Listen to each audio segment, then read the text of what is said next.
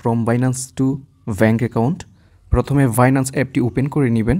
আমার এখানে দেখতে পাচ্ছেন 30 ইউএসডিটি রয়েছে। এটা আমি ব্যাঙ্ক অ্যাকাউন্টে নিব। বাইন্যান্স ইউএসডিটি থেকে সরাসরি ব্যাঙ্ক অ্যাকাউন্টে উইথড্র করব। তো প্রথমেই অ্যাপে ঢোকার পর আপনারা এরকম একটা পেজ পাবেন। তারপর আপনারা এখানে কর্নারে একটা বাইন্যান্স লোগো দেখতে পাবেন। এখানে ক্লিক করলে আপনারা একটা P2P অপশন দেখতে পাবেন। এই যে এই P2P, এখান থেকেও আপনারা P2Pতে যেতে পারবেন, মানে আপনাকে P2Pতে যেতে হবে। এছাড়াও আপনি কর্নারে অ্যাসেটে ক্লিক করে তারপর আপনারা এখানে আসবেন, ওভারভিউ পাবেন। এখানে দেখবেন ওভারভিউতে আছে, তারপর দেখতে পাবেন স্পট আছে, ফান্ডিং আছে। তো আপনারা এখানে স্পটে ক্লিক করবেন। স্পটে ক্লিক করলে দেখতে পাবেন এখানে ডলারটি শো করছে স্পটে। আমার এখানে কিন্তু স্পটে ডলারটি রয়েছে। আর এখানে দেখতে পাচ্ছেন ফান্ডিং।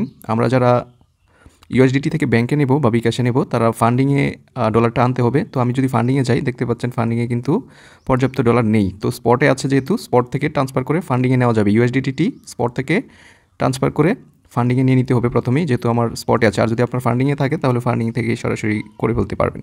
তো এখন আমি যেটি করব, আমার ওভারভিউ স্পট থেকে আমি স্পটে আসব।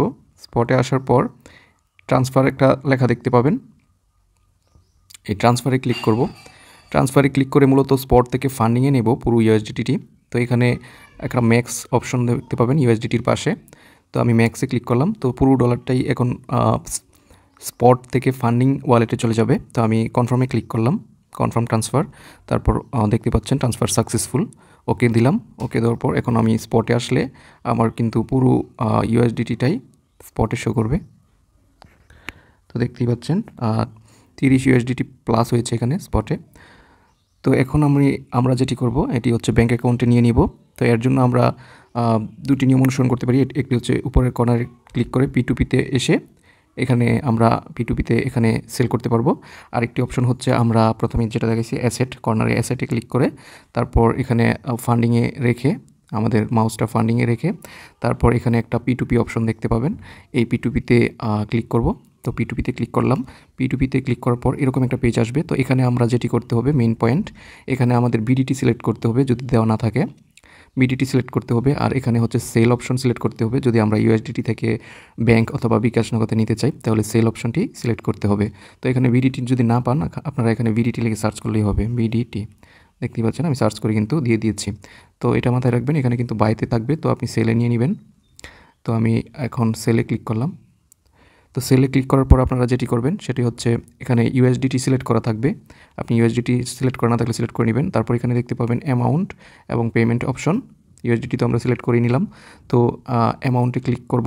অ্যামাউন্টে ক্লিক করার পর আমরা 30 ডলারে যেহেতু 3000 টাকার উপরে হয়, তো আমি এখানে 3000 লিখে দিই, কারণ আমাদের তো বিজ্ঞাপনগুলো পেতে হবে।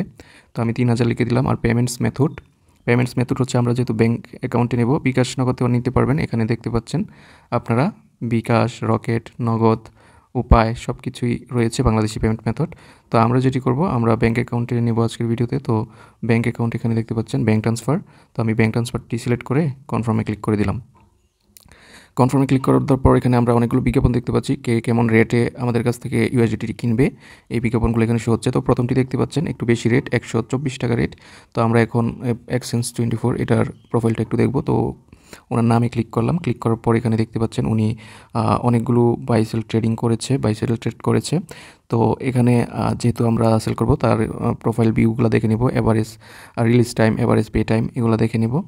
তো ওনার রেটিং কিন্তু ভালো, ফিডব্যাক রিভিউ ভালো, এবং 6 মিনিটের ভিতরেই সে রিলিজ করে এবং পে করে 4 মিনিটের ভিতরেই। তো আমরা এর কাছেই সেল করে দিতে পারবো। তা এভাবেই আপনারাও আপনাদের নিরাপত্তার জন্য প্রোফাইলগুলো দেখে নেবেন। তারপর আমি ওনার নামের পাশে একটা সেল বাটন পাবেন লাল।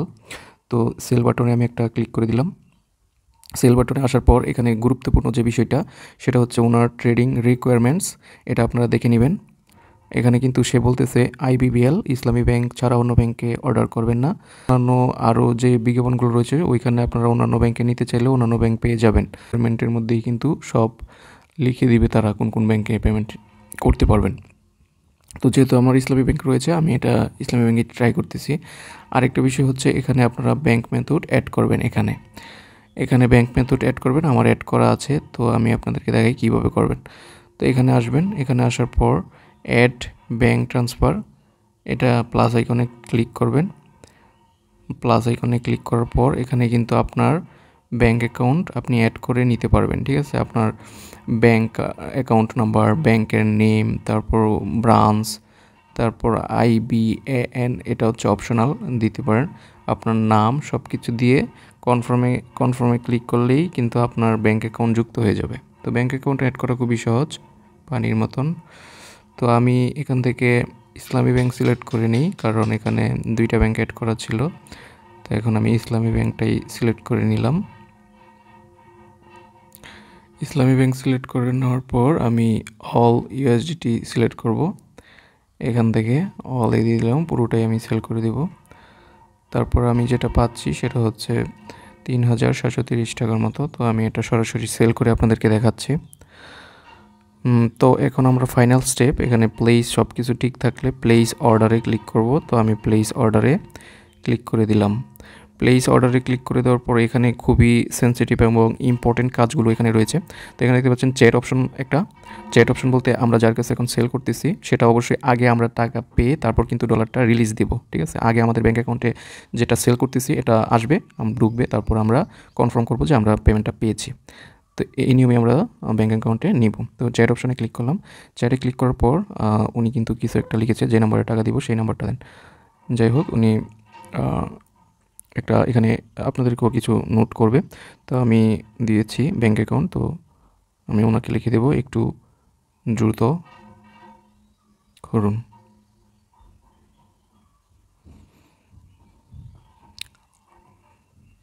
তো ওনাকে আমি বলে দিচ্ছি একটু দ্রুত করুন যেন উনি পেমেন্টটা করে দেয়। তো পেমেন্ট করার পর আপনাকে এখানে অপেক্ষা করতে হবে। সে যতক্ষণ পর্যন্ত আপনাকে পেমেন্টটা না করবে ততক্ষণ পর্যন্ত এখানে অপেক্ষা করতে হবে। পেমেন্ট করার পর আপনি যখন আপনার ব্যাঙ্ক অ্যাকাউন্টে টাকাটা পেয়ে যাবেন তখন মূলত আপনি রিলিজ দিবেন। এখানে যে ডলারটা আছে অবশ্যই আপনাকে রিলিজ দিতে হবে। অবশেষে পেমেন্টটা আমি আমার ব্যাঙ্ক অ্যাকাউন্টে পেয়ে গিয়েছি। তো পেয়ে যাওয়ার পর এখানে পেমেন্ট রিসিভ একটা অপশন চলে আসবে। তো আপনারাও চেক করে নেবেন যে আপনি পেমেন্টটা পেয়েছেন কিনা। যদি পেয়ে থাকেন, আপনার ব্যাঙ্ক অ্যাকাউন্ট চেক করার পর পেয়ে থাকলে এখানে এরকম একটা অপশন আসবে পেমেন্ট রিসিপ্ট। যদি না আসে এখান থেকে আপনারা বেক দিবেন। বেক দেওয়ার পর এখানে পাবেন পেমেন্ট রিসিপ্ট।